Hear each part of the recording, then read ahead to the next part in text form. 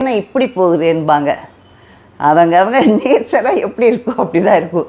யாரோ உங்கள் வாய் கோணலாக போகுது. அவங்க இது நிறைய பேருக்கு அப்படி தான். புத்தி கோணலாக இல்லாமல் இருந்தால் சரி தான். அதான் சொல்லுவேன், நான் நல்ல புத்தியாக இருக்கணும், நேர் வழியில் போகணும், இதுதான் வேணும். ஓகே, எல்லாருக்கும் இங்கே வந்து கமெண்ட் பண்ணுறவங்கலாம் உன்னை ஆட்சி பண்ணுறவன் ஒழுங்காக இருக்கானா கோண புத்தி இல்லாமல் இருக்கான்னு பாரு. என்னையை பற்றி பேசுகிறதுக்கு வர நான் வந்து காசுக்காக பண்ணல. நிறைய பேர் வீடியோஸ் போடுறது ஏதாவது ப்ரமோட் பண்ணுறதுக்கு, நான் எதையும் ப்ரமோட் பண்ணுறதுக்கு வரல. உங்களுக்கு என்னது என்னையை பார்க்குற சில ஃபாலோயர்ஸ்க்கு நான் கிளாரிட்டி கொடுக்க தான் வந்திருக்கேன்.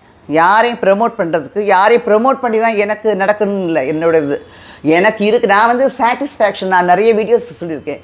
எங்கள் மாமனாரை எடுத்துக்கிட்டு அவர் தான் எங்கள் வீட்டுக்கு குடும்பத்துக்கு இது அவர்.